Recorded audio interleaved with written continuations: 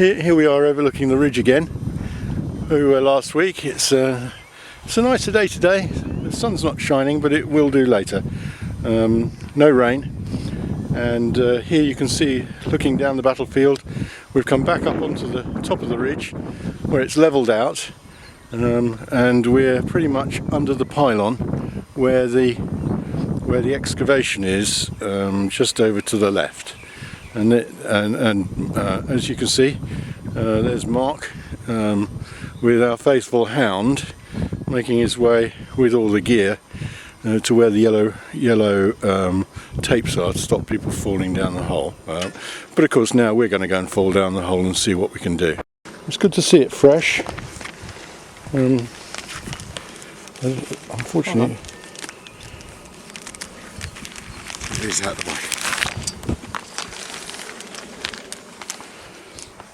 So what have we got? Very difficult to tell, but we've got topsoil, very dry and light coloured, getting darker as you go down. You can see there's a level of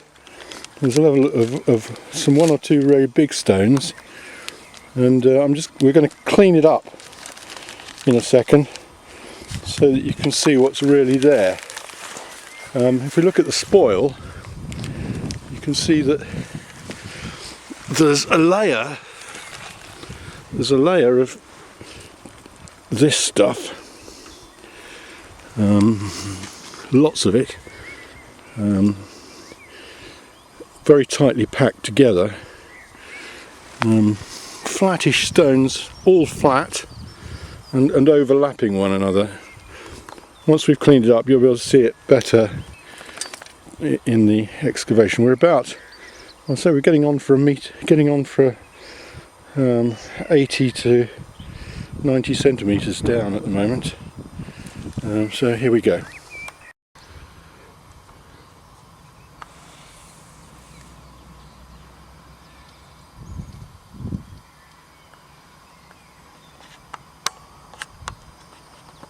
I'll just have a look in that corner.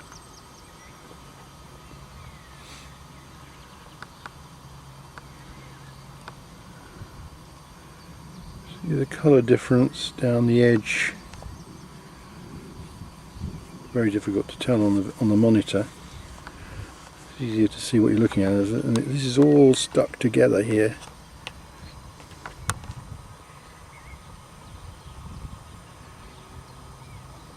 It does have the feeling of a wall. It's just a big accretion of stones stuck together. There's my boot to give it perspective. This is at a depth of 1 metre, and in the middle of the screen you can clearly see a nice sandy section just about there.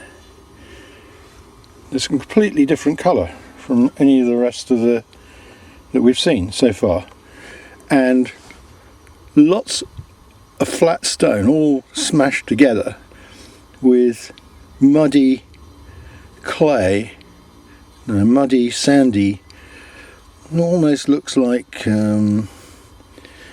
mortar, but I'm not sure it's mortar. It's certainly sandy between. But you can see, I can see on the monitor that the colour of the sandy bit in the middle is very pronounced, and it's quite dark. The ground is quite dark here, grey, and still lots more stones. So we're going to carry on. So 1 metre 10 topsoil.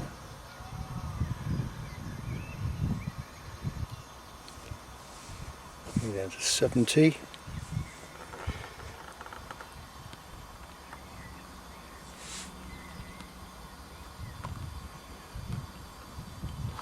Then we have the stone layer.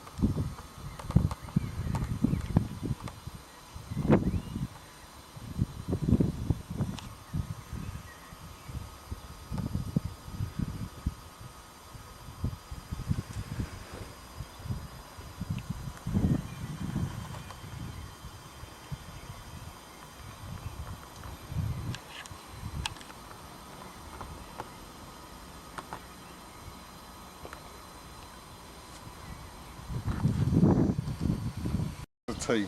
The team is here. There's the expert. And here's the hole. Oh my god, it's got bigger and bigger. Look at it. I'm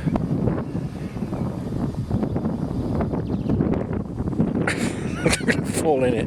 I'm standing on the top of the heap. Very inconclusive, I would say, at the moment. We have something, but we've no idea what it is. No metal, nothing on down there. I'm pretty sure we're on the subsoil. Let's see if we can get in close. Yeah.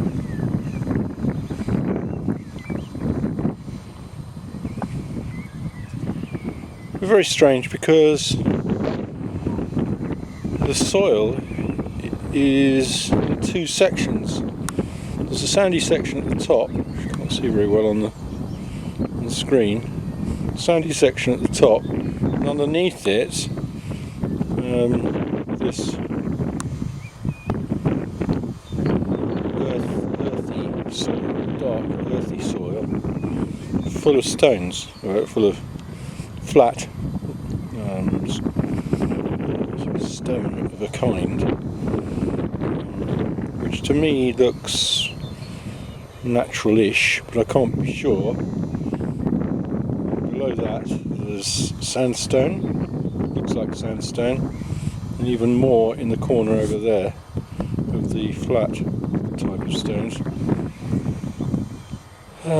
Very inconclusive though, and here, if you look at the field, you can see that there's a hedge line runs right the way through the middle of the field, and there's a linchet, meaning there's a drop of about 15 inches, 12 to 15 inches between this field and the lower field that's right next to it,